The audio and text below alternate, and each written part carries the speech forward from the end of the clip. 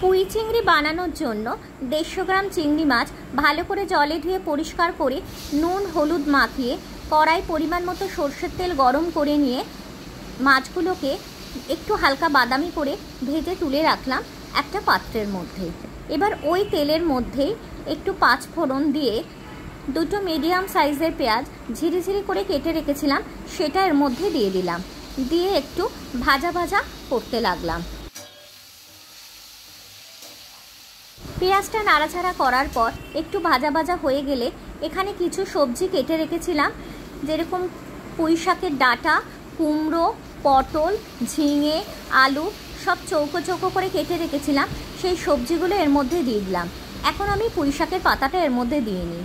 এবার সবজিগুলো থেকে ভালো করে নাড়াচাড়া করে একটু নুন আর একটু হলুদ গুঁড়ো দিয়ে আবারও ভালো করে নাড়াচাড়া করতে লাগলাম। এটার জন্য আমি আলাদা করে কোনো জলের ব্যবহার করব না, এই সবজির থেকেই যে জলটা বেরোবে তাতেই সবজিগুলো সেদ্ধ হয়ে যাবে। এবার একটু চাপা দিয়ে দিলাম, আবার খানিকক্ষণ পর চাপাটা তুলে আবার একটু সবজিগুলোকে নাড়াচাড়া করে দিলাম। যতক্ষণ না সবজিগুলো ভালো করে মজে যাচ্ছে ততক্ষণ একটু নাড়াচাড়া করে ঢাকা দিয়ে দিয়ে রান্নাটা করতে হবে।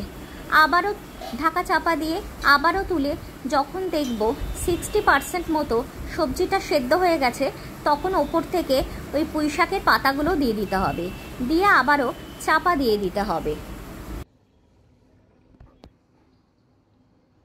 আবার খানিকক্ষণ পর চাপাটা খুলে আবারও একটু নাড়াচাড়া ভালোভাবে করে দিতে হবে, দিয়ে আবারও একটু চাপা দিতে হবে। তার থেকে যে জল বেরোবে তাতেই বাকি সবজিগুলোও সব সেদ্ধ হয়ে যাবে।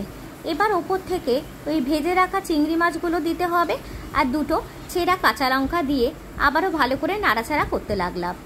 এদিকে 1.5 চা চামচ এখানে সর্ষে, কালো সর্ষে একটা কাঁচা লঙ্কা দিয়ে বেটে রেখেছিলাম, সেই পেস্টটা এর মধ্যে দিয়ে দিলাম, দিয়ে আবারও ভালো করে নাড়াচাড়া করতে লাগলাম, করে আবারও ঢাকা চাপা দিয়ে দিতে হবে।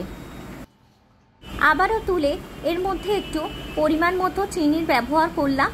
আগেই আমি নুন দিয়েছি তাই এখন আর নুনের ব্যবহার করব না। তোমরা তোমাদের স্বাদ অনুযায়ী একবার টেস্ট করে নিয়ে নুন চিনির ব্যবহারটা করো। দেখতেই পাচ্ছ তোমরা সবজি থেকে কি পরিমাণে জল বেরিয়েছে। এই জলেই আমার সবজিগুলো সেদ্ধ হয়ে যাবে আর বেশ ব্যাপারটা মাখো মাখো হবে।